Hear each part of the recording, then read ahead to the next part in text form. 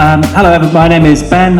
So I am a PhD researcher. I actually work on the histories of maritime communities, but it's not about me tonight. I'm just chairing for these fantastic panelists. So they're actually going to introduce themselves rather than having me kind of doing a stilted, trying to remember every single little bit of fascinating information about them, because there's far too much to kind of remember. So I'm going to ask them all to introduce themselves. I'm going to go along the line. So I'm going to first of all ask Hannah Stockton to introduce herself, please. Hi, I'm Hannah Stockton. I'm curator of Maritime London and the Merchant Marine, which kind of includes Cutty's Ark as well, at Royal Museums Greenwich. I spend a lot of my time working out how to tell some of these kind of hidden stories of Maritime London, ships on the river, and the people who lived and worked around it.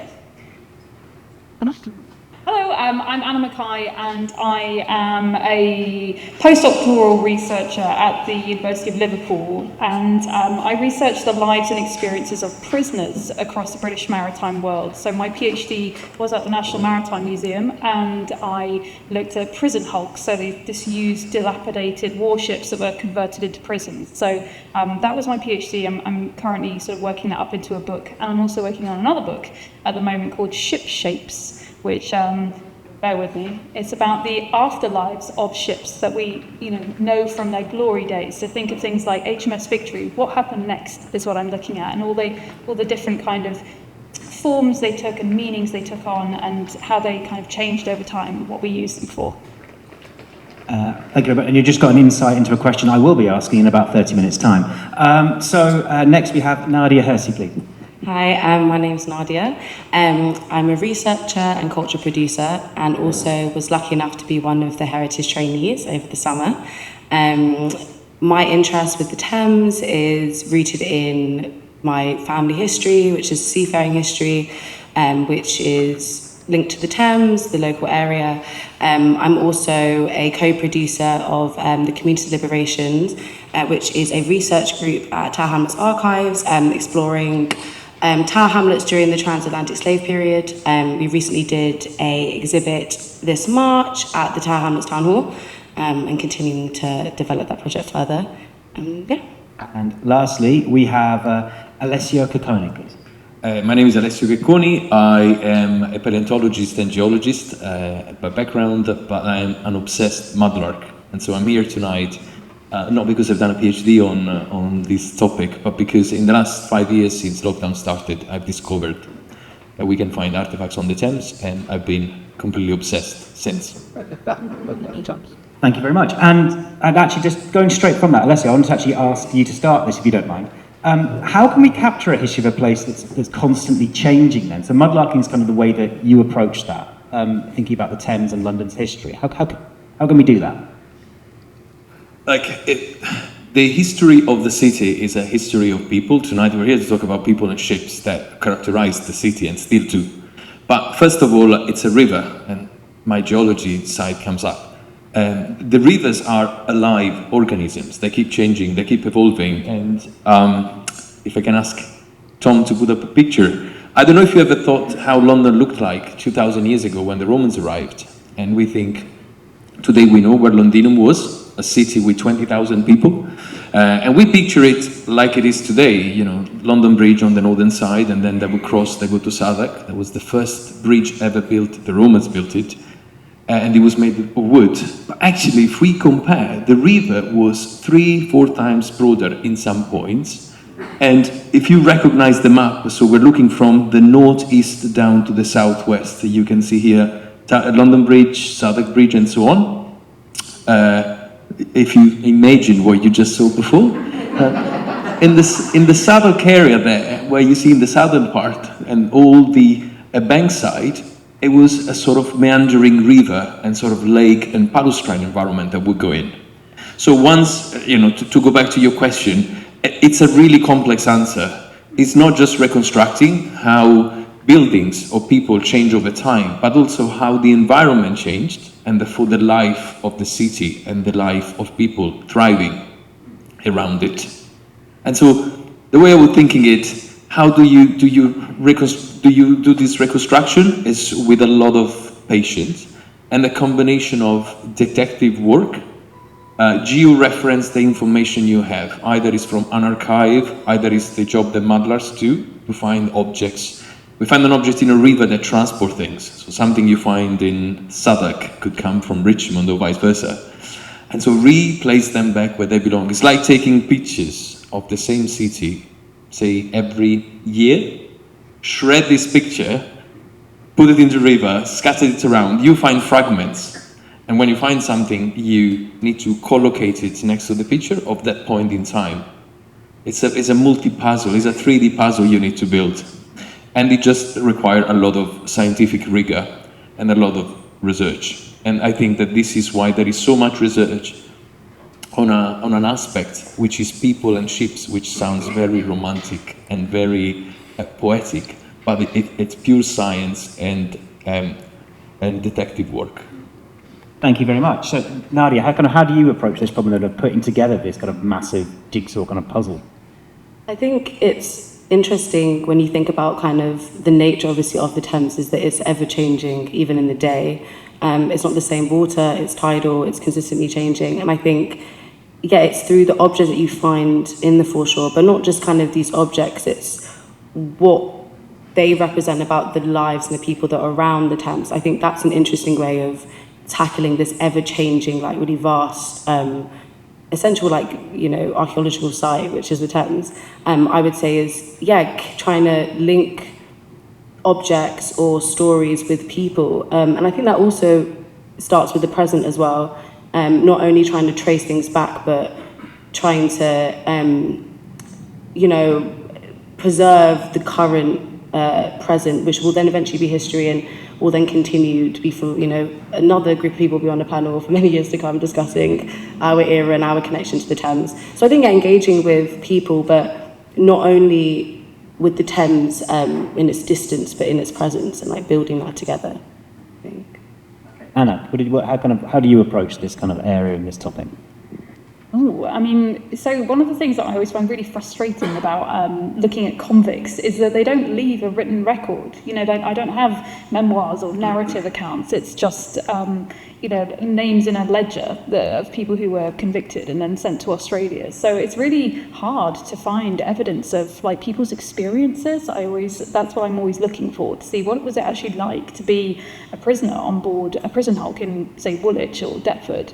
And so, yeah, I'm constantly I find that my process is like, you have to read between the lines of what you have. So if you have like something from, say, the Old Bailey online saying that someone stole a handkerchief and they're being sent to, you know, Australia, I'll read between those lines and say, okay, this is a government report, or, you know, it's kind of written in a legal language. How can I find the person in there? And so you find things where, you know, you get reported speech where they say, yes, I did that, but, you know, and then you can find a little fragment of their life and their experience through these like official reports. And then with the Thames, looking at like the foreshore, I'm always like really fascinated trying to find any objects that are related to, say, a prison ship or, you know, someone who lived along the Thames. So, you know, you always I used to always go down by the National Theatre and look for a little bit of a pipe or something. You know, we'd always find a bone and be like, what's this? And it's like, it's obviously a piece of chicken, you know, and you're trying to like link, we're always trying to find connections with stuff and try and find a way of like creating meaning from these things. But every now and then you find a tiny, tiny little fragment that might give you a bit more of the story to add to, like, you know, a button from Millbank prison, a uniform that when the convicts were transported from Millbank, which is where the Tate Britain is now, they'd be sent down the river to Woolwich to work on the Thames. And, you know, the convicts there were dredging the rivers and completely changing the landscape. And so, you know, you find that button and you can recreate just a tiny, tiny part of that story of these people who, you know, about 500, 300 people at a time lived on board these old naval warships, and they were, you know, going to the foreshore every single day to work. So, yeah, how do we find them? And it's just in these tiny, tiny little scraps. Fantastic, thank you very much. And lastly, Hannah, you're coming from a museum's kind of collections background up front, just like, how are you approaching this? I think it probably is the curator in me, but I think it's about being greedy. Greedy with like the kind of things we want to collect. It's not just, I think people have an idea about museums just collecting certain kinds of things. But I think if you've been down to the exhibition, you'll see that Museum of London collects vast amounts of everything. And I think, as has been touched on by other people, it's not just kind of 3D objects, archives that we might expect to find in museums. It's oral histories and family history, and like kind of, and especially that people's experiences in the present as well, and however we are collecting those, whether that's a creative output, like if someone's expressed their feelings about the Thames in an art piece, let's have that as well. And I think intangible heritage is another one that we need to keep an eye on, like to get the full, or as full as possible, a breadth of people's experiences, of histories, of stories. We need to kind of be collecting in all those different places. It's not just kind of one type, because that, as I think everybody said, that isn't giving you the full story. And I was just struck by kind of when you were talking there that about kind of Nadia talking about kind of personal stories and personal connections, and Anna talking about these objects. Are you kind of, do you feel you're coming at the same problem from different ends? And is there a kind of thing of how do you meet in the middle, and how do you kind of pull this? This is an open question to everyone now. Please jump in. Do you kind of, how do you make that connection between these different ends of this thing of kind of more contemporary personal stories and senses we have, connection we have, and these bits of ephemera or bits of or the pieces that you kind of talked about, Alessio? Would anyone like to kind of come back on that? I think what's really interesting is when we talk about kind of fragments of history and how things can be, I think that's almost always the conversation when talking about family history, because it's normally in stories or, little fragments of like pieces of like documents, legal documents, identifications, things like that, and then the stories that trying to kind of understand what the context those are within. I think I kind of try to view it as these are as much truth and as much history as like going to a museum and seeing like a physical artifact that has like a description and breaks it down. I think there's always that great tool as well of having speculative fiction when it comes to when you're interacting with like an item or like a bit of fragment of history or something that tells a story. It's thinking, okay, with all this other kind of historical kind of knowledge or with the accuracy of the era, what could then be the link to this and what can this be telling? I think especially when even doing the work within the heritage traineeship and looking at these, the object that I was looking at was a shard that was from a mug, but at first we didn't even realise what this kind of small ceramic could have been, and it was like a lot of kind of like logistical kind of breaking down and figuring out, which you can read more about in the book. But I think, yeah, it's kind of trying to allow yourself to have this creative maybe leeway when it comes to dissecting kind of history or putting it together, because ultimately it is all interpretation, and we're engaging with an interpretation, so it's okay to interpret an interpretation, I think. I mean, this question touches me because I discovered mudlarking during lockdown by accident. I live near the Thames, and that was my 20-minute walk. And I hated history. In fact, I was an absolute nerd in high school in science. In fact, I became a geologist. But history and Latin was my weak point, because for me it had nothing to do with life. Science had, because you do an experiment, you explain why things fall in your head. But like history, it's just kings, and when they won, and when they died, and when they married, and they were all the same, and they're all dead. And what do they have to do with me? And then I discovered mudlarking, and now I'm a history addict as well as artifact hunter addict. And it's because I found that they belong to people that relate to me in a way that they're not kings. I can't really relate to royalty for many reasons. But I relate to somebody that struggled in life. I relate to somebody that loved in life. I relate to somebody that lived in London, like a normal person. And so this connection allowed me to become part of these lives. And I invite, while we talk and while we have this one, if you want, on top of these 3 cabinets where there are some artifacts there, that then you're welcome to stay and see. There are some of the objects that you see, but there are 3 lumps of clay. These 3 lumps of clay come from the late 1800s kiln pottery dump in Docklands. And they're all pieces of clay that potters used to make some kiln furniture, so they squished them with the fingers, and there are fingerprints.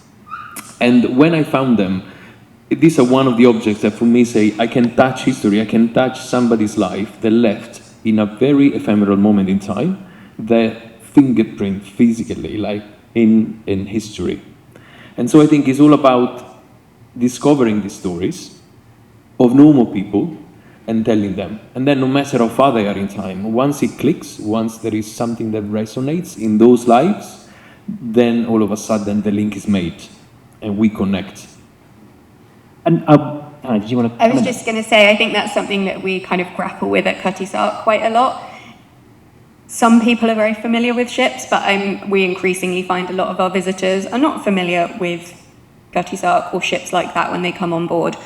And I think, so but we do have that, the ship is kind of like the fingerprints. It's a physical, tangible thing that over 600 people, and that's just under the British flag, lived in and worked on and spent months and months of their time on board. And they come from a huge range of different backgrounds. In the past, we've only been able to tell the stories of sort of a certain percentage of those, the more literate ones, the more well-off ones, the ones who tended to have longer, more successful careers because they wrote books about their experiences. But so many of the rest of the crew didn't, and I think bringing those people to life is the way that we can connect our visitors with the ship itself, which is quite alien to most of our visitors. But if they can see, oh, well, that person would have stood there and did that, or like this person joined the ship after running away to sea. Those stories are the ones that really help people engage with something that's otherwise not familiar to them at all. And just from that, you were kind of talking a bit about, I feel like we're talking about a topic in this area which is kind of ignitions, things. But the title of this kind of event is Secret Lives. So just thinking about that, are these stories secret? Who's keeping them secret? Is it actually the river? Is it kind of river secret we're discussing here? I didn't give this question in advance. I just sprung horrific theoretical questions. I'm talking now to get the entire thing. What secret are we talking about here? Who's kind of keeping it? Perhaps, or kind of where's it coming from? I feel like historians definitely have this trend of writing stuffy history until about now. I'm now, like Alessio, I'm team, I didn't like history when I was a teenager. I proudly hold my D O level up and... well, not that proudly actually, but yeah. So history is always kind of. I personally feel, coming from academia, that I feel like there is now a trend towards histories that are interesting, that are telling stories about people, that are engaging with their narratives in a way that we can actually enjoy reading about them and learning about people's lives. And so I feel like, from that perspective, there's been a bit of sort of a pushback. It's been a long time that. Coming basically until we get these new stories that actually make us engage with history in the way like that. So I'm not sure whether it's the Thames that's hiding them as much as just the practice of doing history, how it's always been done. I used to always say that the kind of TV programs that I used to like about history were the ones that were written by journalists, because they knew how to present a story and tell a story well, instead of someone who, the ivory tower kind of syndrome of the academic in the wooden kind of room, like ship. But yeah, so I feel like there's a trend in history now towards telling more engaging stories. And possibly a sense that we're catching up with the river, because the river's always shared its secrets. Exactly, we're always to look. Yeah. Would anyone else like to kind of comment on that, or we can very happily move on if there is? I think part of these lives are secret. Our lives will be secret in probably 100 years, at least for most of us, because there's no documentation that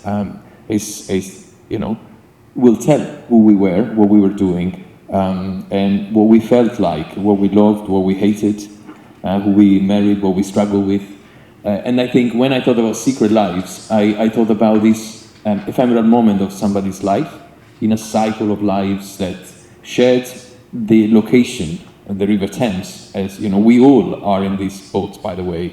We are people we are part of this group, and in 50 years somebody will maybe have a panel, or 100 years, talking about these people in 2025, reuniting here. So I think it's just the ephemerality of life that makes it secret. And if I can just take 2 moments, that there is one coin, one token, that I really wanted to show you, because for me that was probably the moment where my passion clicked completely. I watched the Antique Roadshow, like probably many of us, but there is one thing I cannot connect to, and that's watches.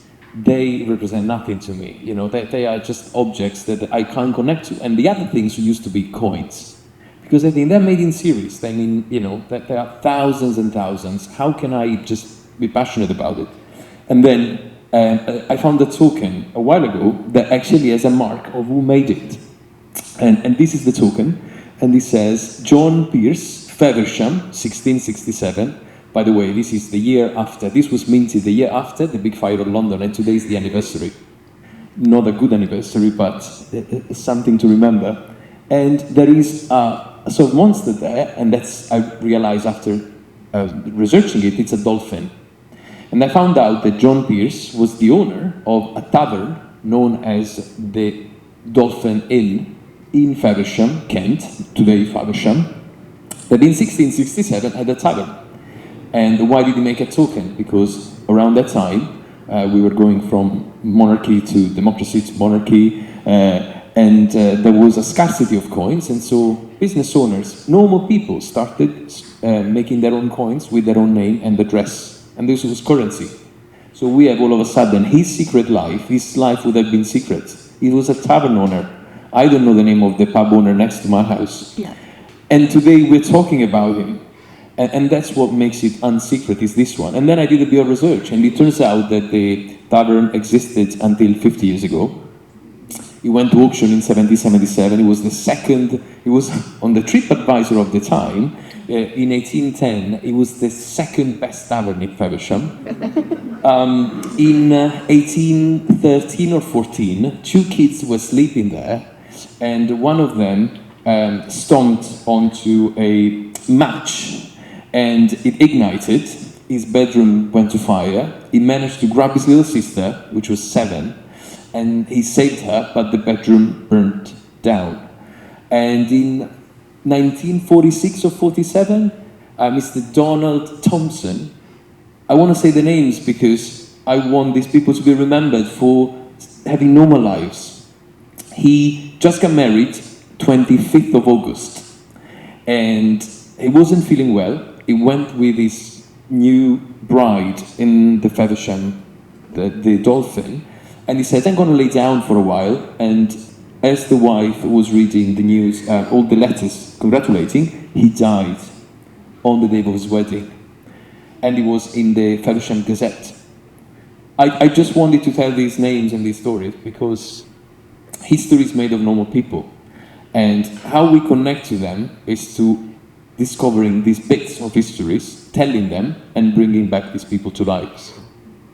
Thank you so much, that's lovely. And I mean, also, this probably says something about me that I really want to know what the best pub in Faversham was now, but anyway, that's, I can do my own research, that's fine. So building on from that, how can we connect with people then? So in what ways can we connect with people who lived and worked in these communities and spaces on and around the river? That can be today, it can be in the past, it can be whatever. How can we do that? And what other approaches do we have? We have kind of this object and kind of very personal research-based approach. Does anyone else kind of have any other insights or ways that they've kind of felt this connection with people through the river and to these spaces?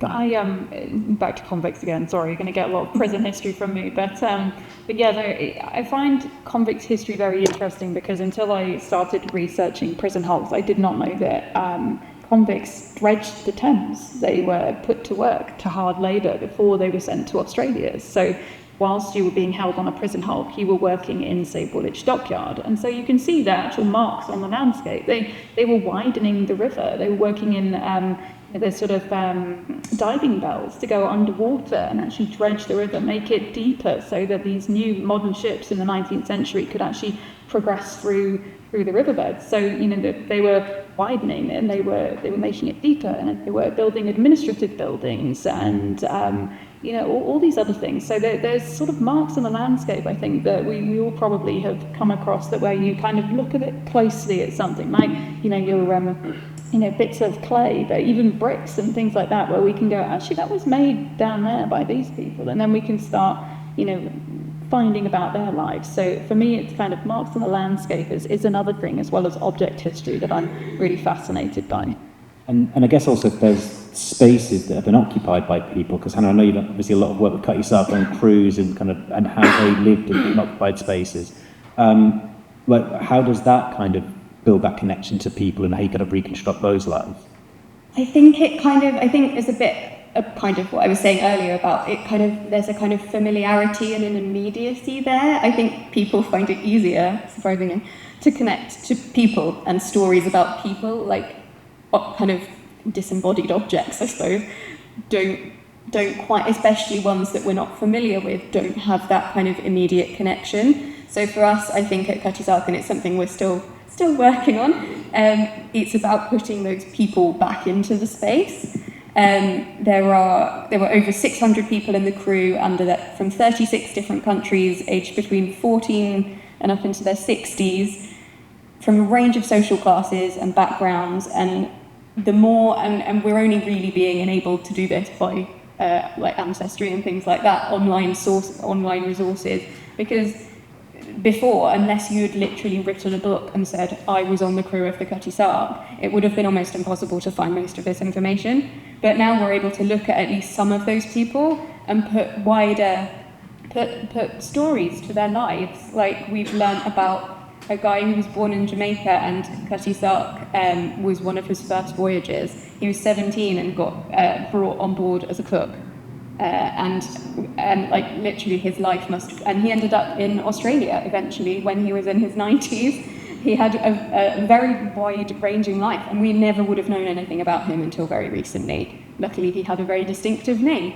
But I think that those are stories, so people, even if they are not interested in ships, and I think a lot of people can probably relate, but even if they're not interested in ships, they can come in and learn about all of these different people's lives, and I think we can all find something to connect to in those lives, even if we don't care about ships at all. And Nadia, wanted to ask you actually about kind of this personal stories and connection to stories, because if you don't mind asking about this, your family kind of history and connections, is this kind of relevant here? I'd like to ask about that. Yeah, I think I was even thinking just in terms of the reporting of people's lives, and I think what's really interesting is the nature of working on a ship. So my maternal grandfather and great uncle were both seamen, and did lots of plethora of different jobs, starting off as a sailing apprentice, and then later on being a foreman at the ship, which is really interesting. And I think the way that kind of his legacy, or people similar to him, there's been some really great projects that have been done across port towns like Cardiff, Middlesbrough and Thames as well, kind of documenting these lives. But a lot of this, outside of talking directly to these men, a lot of them unfortunately are no longer with us, or their descendants might be passing on this information, is their actual books and the voyages they went on. The logged reporting, as if it was like a equivalent of like a passport of like each port they were on, their age, an image, kind of these small things. But I think on like a larger scale, because outside of family history, which is always really interesting because you have these kind of very precious objects with these stories, this information. But and I've been really interested through my research, has been kind of expanded onto those of African descent that were sailors from all different backgrounds during, quite a large period, specifically on the dockyards. I'm always really intrigued by a lot of people that would work on ships, and then they would settle, and then they would get jobs that were more on land. And I think an interesting way that I've found a lot of information about these people and people similar in the same areas are on the Old Bailey proceedings page, kind of convict theme, here's that, and being able to read these kind of small snippets that, you know, these are the people that would have had all different crimes, maybe even just kind of like legal things or petty crime or different things, but I'm not really interested in the kind of context of the crime, more so what it shows about the people, these little details, physical characteristics, where they lived, and kind of having that kind of mapping. So I think what's really interesting with like these kind of social history and these people stories that people are doing now is that kind of the immediate spark normally is like personal history or connection. I think that's kind of what got me into the interest about kind of this maritime history and ships and everything. But also this kind of, where it's right in your face, you just don't really know about it, where to find it. So when I kind of drop kind of really interesting little like facts to like my friends or people, I'm always like, and if you want to know more, that's this resource and there's this resource. And I think it is just this collective gathering of information and stuff. And I know that it is a lot of universities that are putting in that work of kind of creating those databases. I know, I'm trying to remember, I think it might be the University of Glasgow that has some like databases about kind of linking people's names and like ships, for example, that were in connection with the slave trade, which difficult history, but I think it's important that these are also, you know, personal family histories as well. And I think sometimes it kind of gets wrapped up in these kind of larger scale histories that kind of just forget about the individual people, the regular people. So yeah, I think kind of finding those links of people, that how they were documented, and maybe not being so precious, finding those documentations like the best light, for example, because any documentation is interesting, especially when people change their names a lot as well, so you can kind of follow them around. Fantastic, thank you very much. And I guess that connection between these large-scale events and personal stories is the kind of maybe the new approach that we're talking about here, how we kind of make that connection. And I just want to return to one thing you were talking about in terms of the how people and ships change the river and the city, because you were talking about kind of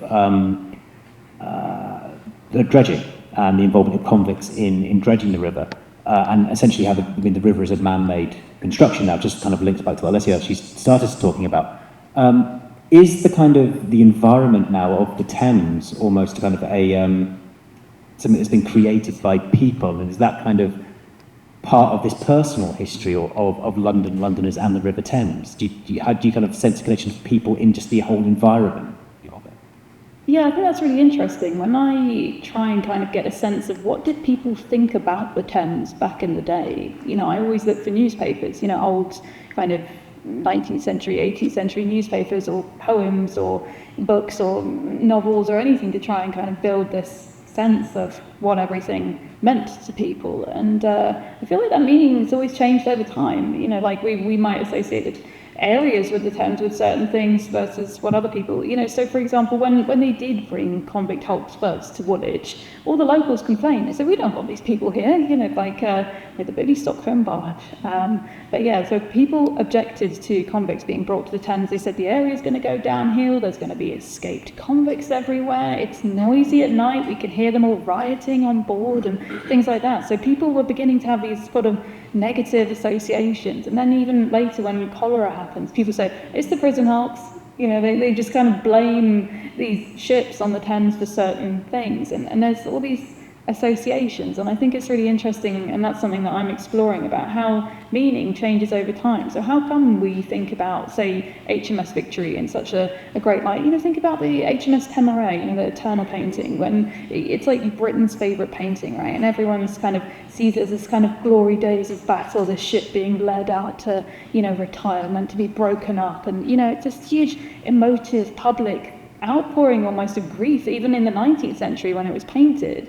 You know, that ship. Before then, you know, yeah, okay, it was associated with, you know, Battle of Trafalgar and Nelson and all those kinds of things. But then it was, you know, a training ship, and, you know, it housed sailors, and then, you know, other, you know, big famous ships. They were coal hulks, they were prison hulks, they were hospitals, they were schools. Everything changes over time, just like the Thames. All their uses change, but so do their meanings. So it's really interesting to me that you could see one of Nelson's ships And everyone thinks something about it, it's glory days of battle with empire, it's complicated now. But like all of these things, and then, another group of people will be like, no, it's prison, it's horrible, I don't want to get sent there. We always have these things that change over time. So I think it's really interesting, that kind of organic process, like the river, that just keeps changing. Would anyone else like to come in on that? Alessio, you were kind of talking about the kind of the river and its changing nature kind of earlier, but is there anything you kind of like? I mean, in a very tangential and poetic way, the river and the people that work around it, they change also the social fabric through the centuries of trade that happened through it. When we talk about how the people affected the city, the first thing that came to my mind is, well, architecture. Yeah, we built the embankment. The river was broader. We narrowed it, and then we built bridges, and then we changed architecture. We think about things we see, but we never. It's not immediate to think about how, the social framework changed. And so there was trades in the Caribbean. There was trades, and so we find corals on the foreshore of the banks, because when you were trading and you were bringing goods over there, then your boat was light all of a sudden, you deposited all your cargo, and to come back you needed ballast. So you would load the boats with rubble from the sea, and there were corals and shells. And so we find them. And you would bring stories from there, you would bring accessories from there, and this would change the structure of people, the way they thought, the way they lived, the way they used objects, the way they looked at fashion. There were the unfortunate trade beats coming from Venice that then were traded with Africa for slaves. And so there was all these trades of new jewelry, of new accessories, and that became part of the life. And I think that that's a way of changing the city that we don't witness on maps or on documents, but I think at the time it was tangible that the multicultural city London is today, it was already at the time. And that was thanks to the river being such a great way of transportation and trade. Yeah, thank you. And I guess it's also an interesting thing there, just thinking also about the Temeraire and things like that, shipbreaking, that a lot of the riverfront is constructed from old ships, and then that's actually turned to use that then builds the ability to connect with the ships and out to sea. So I actually want to pick up on something that Nadia said earlier as well, if you don't mind, about we often only have fragments of these people's lives. And what, in your opinion, is the role of speculation and myth-making to kind of fill these gaps? Because you've talked about these personal stories, these big histories that we kind of connect. How do we connect? Do we need to connect those? And how do we connect those? And what's the kind of role of speculation and myth-making as part of that? Because you mentioned it, and I thought it was a really interesting thing I was saying. I think it's essentially, the way I view it is that a lot of these stories are like, they're left to fragments because either the people living these lives were living their lives and they weren't thinking about trying to create this narrative for the future and retain this information, and that people around them didn't really find it as interesting to maybe document. Of course, there are a few different people that I've come across. For example, a man called Ismail Elmi, who was a seafarer that ended up living in a socialist commune in Stroud. And I know his story because an Italian anthropologist was able to communicate with him, both in Italian, and document his life. So I think that's like a direct, no myth, no speculation. There's like some information here. There's a memoir that's been, scribed for him, which gives kind of this like literal sense. But for so many other people, there isn't that documentation. And I think in terms of like social history, for example, there was a large Somali community, in the early 19th century in Lehman Street that was, which is in Aldgate now. You wouldn't expect if you walk down there now. And that was a booming community with not only housing, but food, restaurants. It's where, my granddad, lived before settling in Limehouse. And there isn't this, there isn't this literal history there. But, I've always thought that these stories can be put together through like speculation. For example, this kind of information you have for these stories, just because they're not visibly there and there's not maybe, a storefront still there that you can link it back to. I think about people like Sadia Hartman, who has used critical fabulation in speculative fiction as a methodology to, using archival images and fiction making to connect stories all about the Great Northern Migration in America, looking specifically at African American women's lives and piecing together what that would have looked like through images. And I think some really powerful work there. And I think that was a big turning point for me to realise that this is a starting point, these fragments or these myths or these kind of stories and urban legends that kind of get passed along that don't have any, physical primary source attached to it. So I think it's a really powerful tool to put the puzzle pieces together, but to also breathe life into these everyday stories.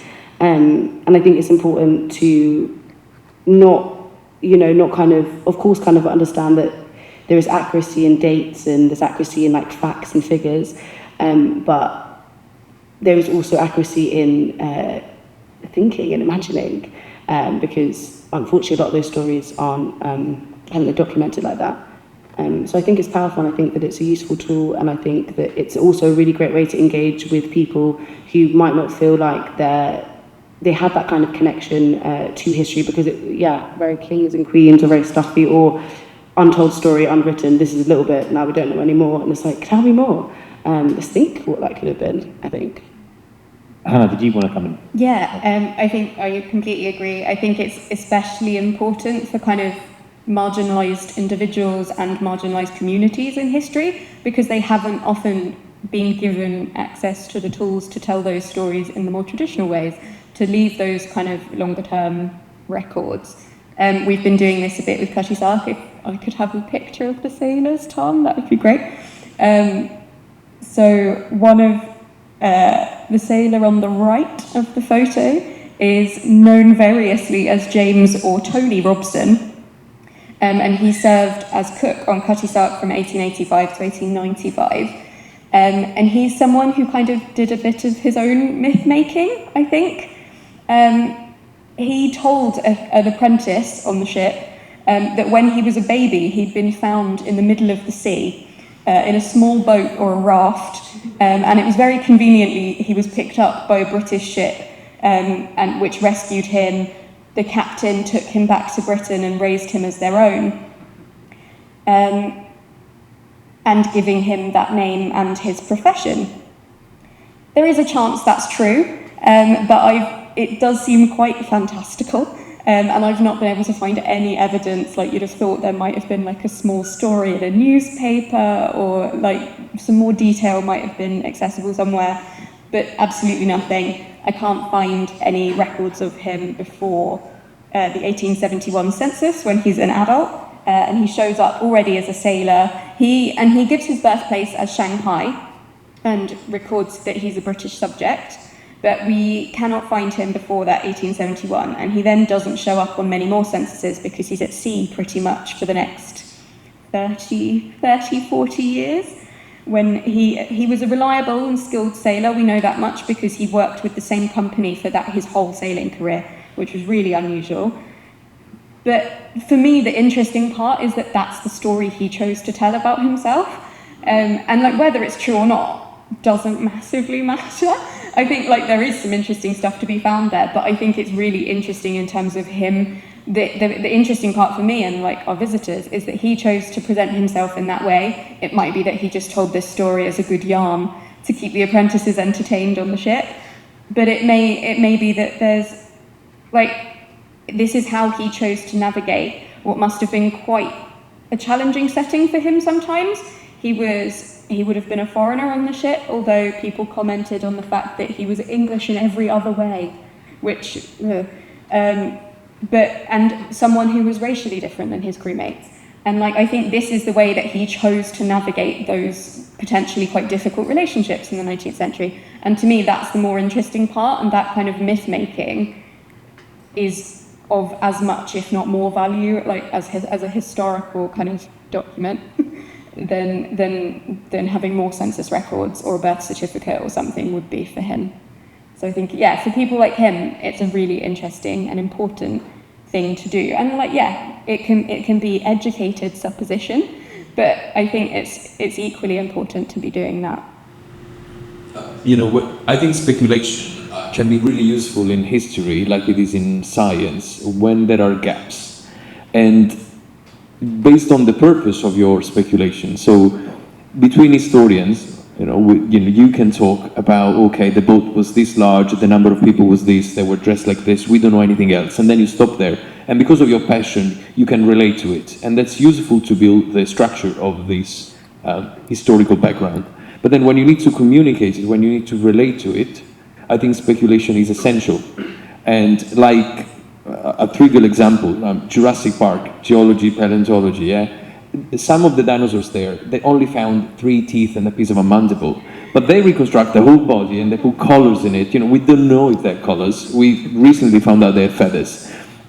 It's all speculation. But how communicative it is to speculate about it and make it usable to the public so that the people can be educated. And until you don't include anything that is absurd or that the records prove wrong, I think it's a speculation that we should be allowed to push, same for historical dramas and so on. The important thing is that we need to make sure it's based on historical drama, on historical facts, like telling a story, filling the gaps. This is a story that is based on historical facts, but is not fully true. But then, the story that the sailor made up, even the story of somebody in the moment when the story happens, can be not real. And I think history is subjective at the end of the day. It's a point of view. Look at today's politics. I won't mention anything, but it's really subjective. Everybody has got their own point of view. And so I think that speculation is critical in communicating history and telling stories. It's not a coincidence the number of 6-year-olds that have a favourite dinosaur.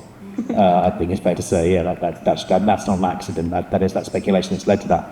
Anna, you were kind of talking a bit earlier about kind of voices of people on halt. Is this kind of an area that you kind of thinking about, would like to expand on, or are there any other kind of areas you were thinking of into this? I mean, just jumping back on the myth making, I think it's a really valid, like, if we didn't connect with the myths and the kind of curiosity behind them, then we wouldn't do history or learn about history at all. We all have family stories where we think, I think so and so was involved in that, and then what does it matter if it wasn't real? We all came together and laughed about it or whatever. I'm thinking about every pub in Kent basically will say that it's made out of a bit of an old ship, or you go to Robin Hood's Bay or Cornwall, anywhere, they will always say, oh, that beam there, this bit of the pub, and it's always does it matter if it wasn't a bit of the Temeraire? We were talking before, Hannah says that the National Maritime Museum has so many bits of ships, and it's just just because it's a bit, and what's the meaning to us? There's barometers made out of the Temeraire, there's chairs made out of it, there's tables, I can't remember which ship it is, but I think it's the Mayflower, there's a bit of it in, the Inner Temple, there's all these bits of ships everywhere. So yeah, I love the myth making, and I love that we connect it to narrative as well, because if there's no stories, then I don't think it's engaging, I don't think it's interesting to us. We love, so many of our sort of gateway drug into the Thames is stories, Dickens, Our Mutual Friend, and your poems, and Wordsworth. Everyone writes about the Thames and the river and what it means to us. So, that's all fiction, but it's great and it's engaging. So, so I love myths. And that's definitely still happening, because while I was working in Greenwich, there was definitely bits of burnt wood being sold as pieces of the Cutty Sark from the fire, which I'm pretty sure didn't come off it. I won't ask Hannah about that. I won't ask Hannah. Yeah, nobody knows that one anyway. But we'll move on. So last question then. So we've had this kind of problem of connection and remaining connected to this history and connecting it to people today. So actually, if we're being honest, has the heritage of the Thames and its people become divorced from the present? Have we kind of lost that connection? And I'll ask, I've just realised where we are on time. I'll add a second question to this. Do we need to reclaim the river and its heritage in some way? You can define we however you like there. But yeah, I'll open that to everyone. What do you think about that? What does that make you think? First of all, have we got this kind of sense of divorce, or do we and can we reclaim it? Do we need to? Or what can we do about that? Yeah, I think that the Thames, when it's like thought about, I think there's like kind of two different ways of looking at it. I think people that, you know, are into like research or history or something, we're very like, the Thames is maybe romanticized to some degree of like, it's set in the past. It's like, it's maybe still spoken about as if it is like this big booming maritime place. And when I speak to people that don't really have deep connections to the Thames, maybe are quite empathetic, or they see it as like a pretty view, I like, it's really gross down there. It's not that clean. It's the clipper, and it's like, you know, all of these big kind of changes to how the river works as well.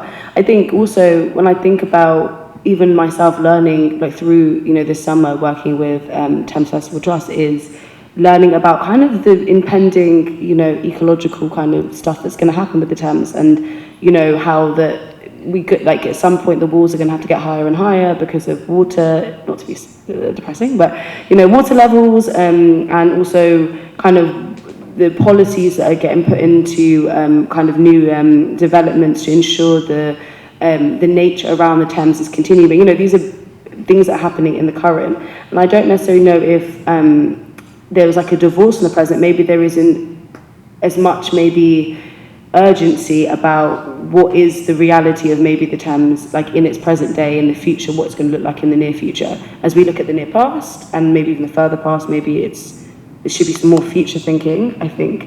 I'm not sure what field that falls into, or I think maybe as someone who, you know, is growing up and lives next to the Thames, you know, if it rises, you know, it's going to affect, you know, that kind of a logical level as well. And maybe actually the disconnect is not just the heritage, it's the entire river itself. Yeah. Perhaps. Does anyone else want to come in? I kind of, you're nodding away. I think that's definitely the sense I've got, and that if heritage is one of the ways that we can encourage people to kind of reconnect to the river, that's great. And I think it is for a lot of people. Like, mudlarking is obviously really, really popular.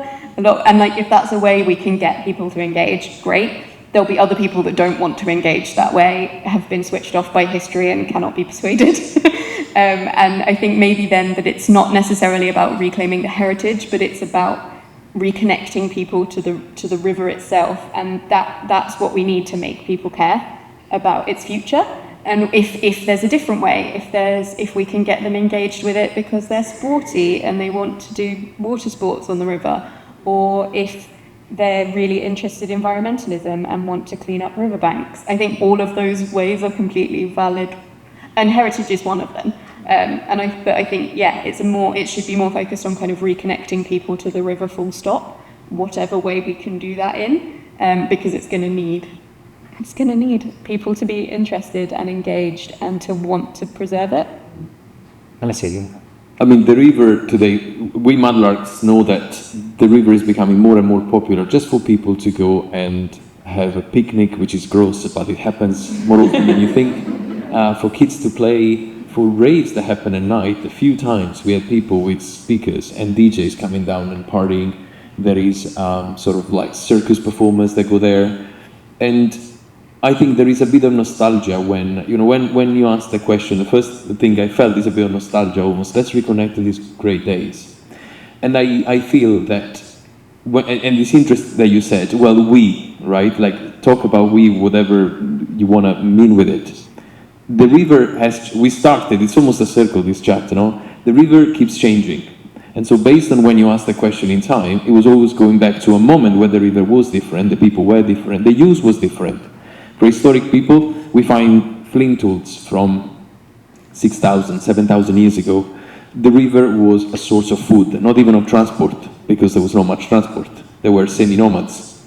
And then the Romans arrived, and the river all of a sudden became a source of trade. And if you ask a Roman, have you disconnected with your heritage of fishing there? You know, should you go back to that? The river changes based on who we are today. And so in a way, I think it's important to reconnect to history, all sorts of history, especially the history of a river that is the spine of this city, physically the spine of this city. But it's also really important, I think, to embrace the way people want to live it today, which is enjoying it as artists, as photographers, for a walk. Has been a saving moment for so many of us during lockdown to go down and have a moment of listening to waves. And this is the first time it's used this way. And this will be, in 100 years' time, if somebody asks the question, shall we reconnect to a moment when the river we used to, as a moment of meditation? Yeah. There is a song, I really wanted to mention, there is a song a few years ago that says, who knew that in the future, today will be remembered as the good old days? As if we need to always go back to the past because it was something to remember and to cherish and to go back to. And I think today the people are enjoying, tourists are enjoying it, even with pictures. The River Thames is one of the most pictures, the bridges, Tower Bridge, London Bridge.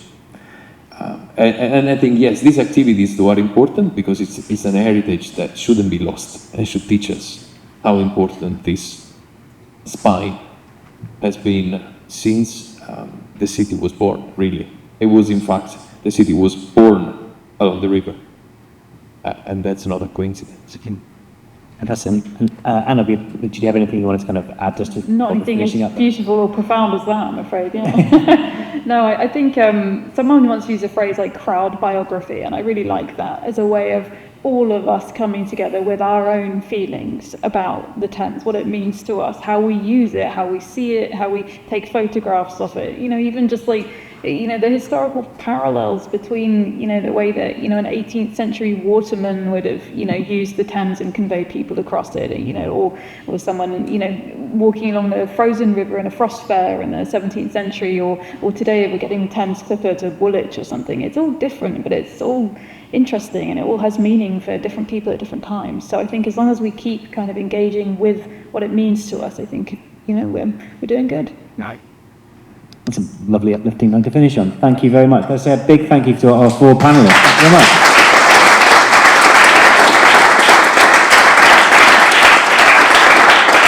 We do have some time for questions, so if we could have the lights up, please, so we can actually see where people have questions. And I think we have... who are you doing the questions? Can also pass the 3 pieces of clay so people can... Absolutely. So does anyone have any questions? It's a stress ball. Sorry. Did you say this was a spare piece? So this was kiln furniture. So a potter that was planning to fire something maybe needed to support a pot, needed to support a piece of a vase, and so they would clump up some clay and then put it in there to support something. And in some of them there is glaze, and that's just the glaze that was in the vapors. So it was actually coming from a vessel that was glazed. But in others it's not even glazed, but you actually see the fingerprints, and if at the time there was an FBI records, today we could tell who that person was because you see it. And you can put your fingers back. If you try to flip it around, you can actually put the piece exactly like the potter did at the time. It takes a bit of like moving it around. But I think it's incredible because, you're touching something that, I don't know, me and maybe a couple of other people have touched it before. And that again creates that connection. This one isn't exactly about anything on the river, but the interesting prison helpers.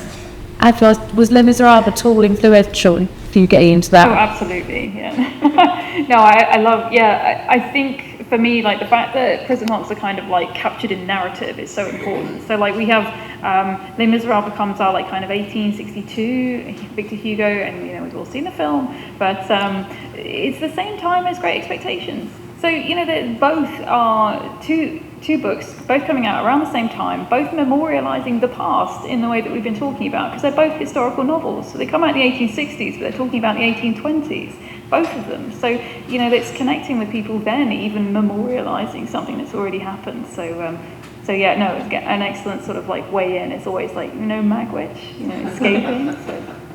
I was kind of thinking about the point that you were making about how can we tell really anything about people from these incredibly fragmentary pieces that we found on the foreshore. The first thing I'd say about that is that's kind of always the nature of archaeology, that's always incredibly fragmentary, and all we can ever see of people from the past, including the distant past, is the kind of bits of crap that they left behind, or whatever happened to just get left behind. But you're on the foreshore a lot, so you'll know this, is that when you move along the foreshore, the weight of evidence at different points on the foreshore changes and says something about the people who were living and working in those areas. So Bermondsey, you see a lot of shipbreaking and whaling, more like here, Isle of Dogs. You see there's evidence of milling, and you see foreshore burials. So you feel this is an area that was kind of more cut off from London proper. And so I think you can, yes, there is a lot of speculation, but I think that sometimes what you have is kind of sheer weight of evidence of what people were doing. Can't always know what people were thinking or feeling, and I think that's always the case, even sometimes when they're telling us, not necessarily.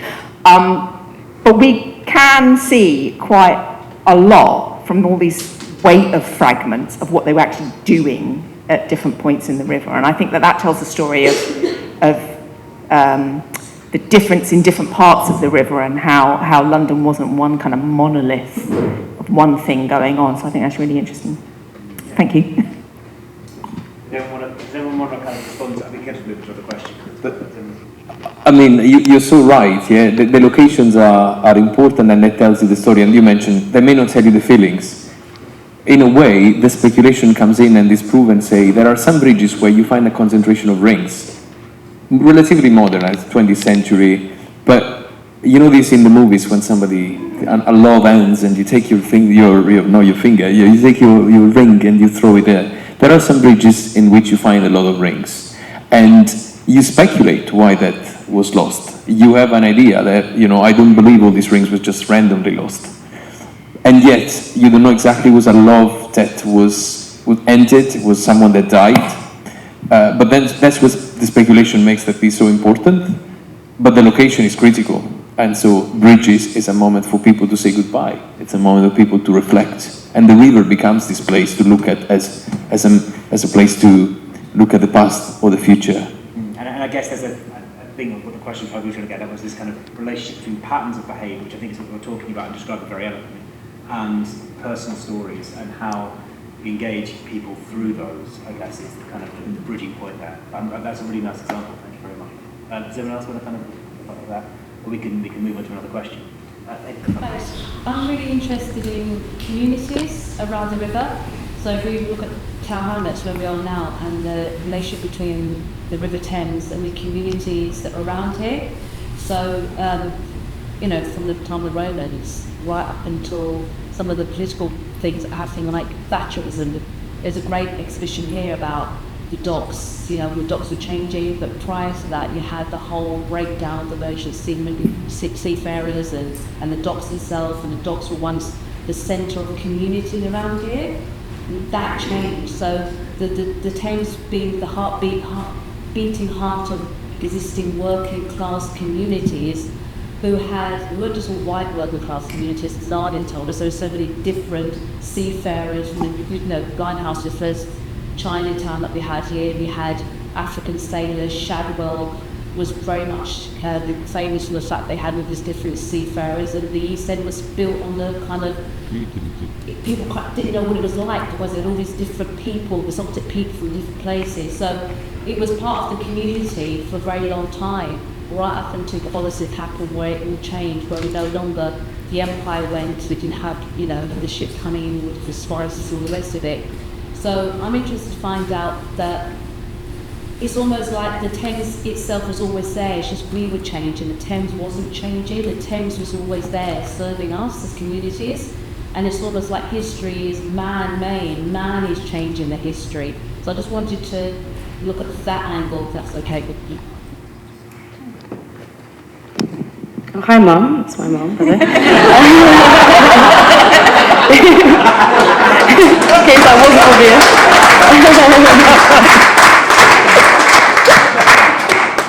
That's a great points you made. I think that what's good about having the Thames being this permanent consistency that is, this kind of truth teller of sorts as well. I think it kind of goes back to mudlarking, right, where you can't fabricate the items that come out, and it's going to link you back to the communities that are around. But I think also what's interesting as well, I think, is kind of yeah, having that conversation when you're talking about the Thames, about the communities that are around the Thames as well. And I think, and they have to be in conversation, in conjunction, and then the two aren't separate. And I think what's been really interesting through like the research that I've been doing through, you know, with the mudlark finds, was finding out about a whole community of young people, actually like children ages, that were abolitionists against slavery.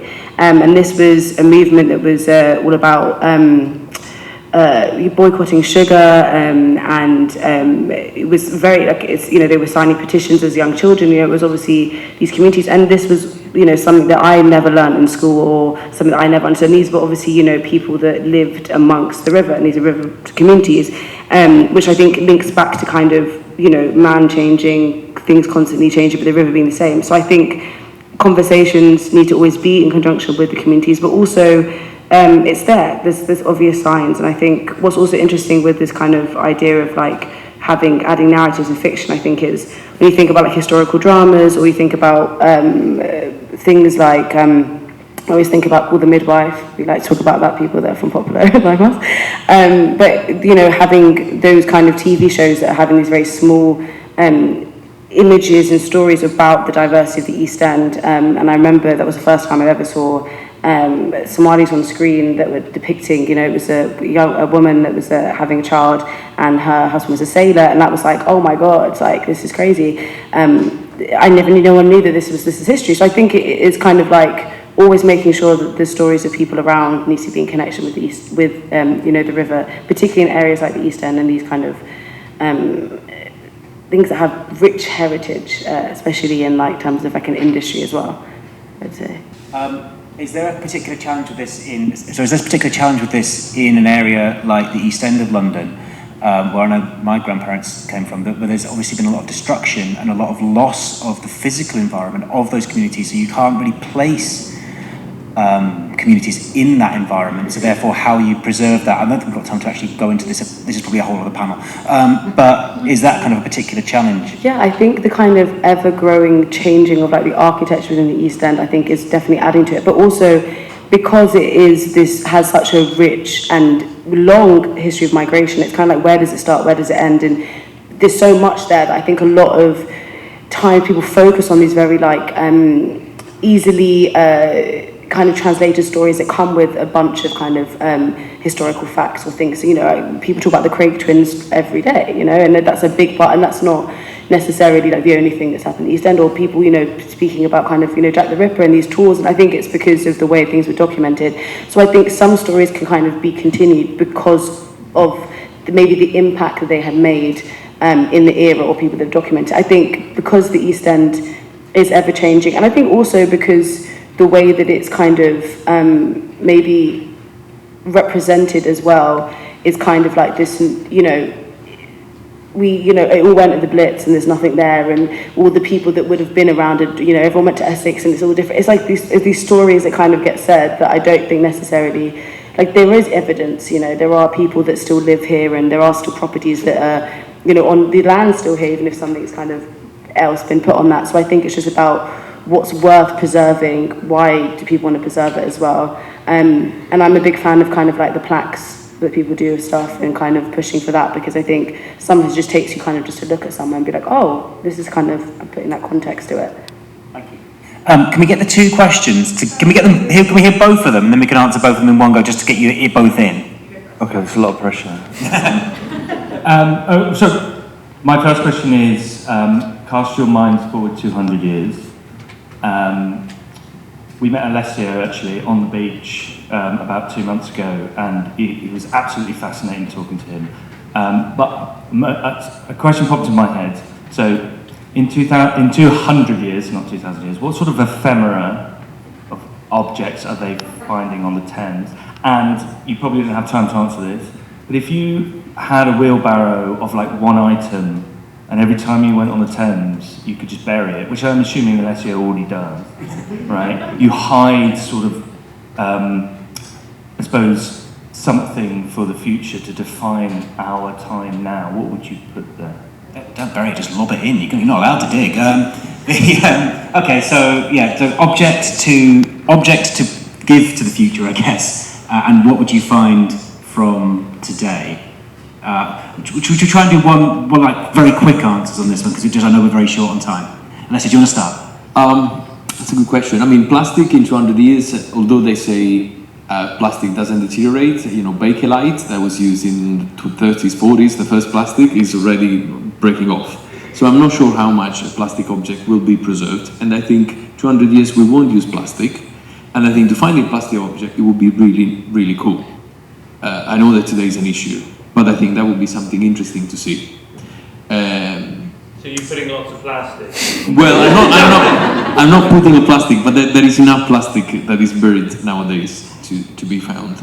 But something that very briefly I thought today, I went to the river 1 hour and I found just a sort of cannonball. I was hoping to find something more interesting, but I found also a tiny, tiny button that was hand carved. It's just a piece of bone, but it was beautifully hand incised. And I looked at it and I thought, this is so beautiful. And in that moment, I was thinking about today's talk, and I thought, oh, this is what I should say, is that whatever you do it well. Because if ever an object that you're making in the secret of your room for your own garment is found, you don't know, that person didn't know I will find it. But someone will admire the passion you put in making it. And so in the secret of your daily routines, just do it well.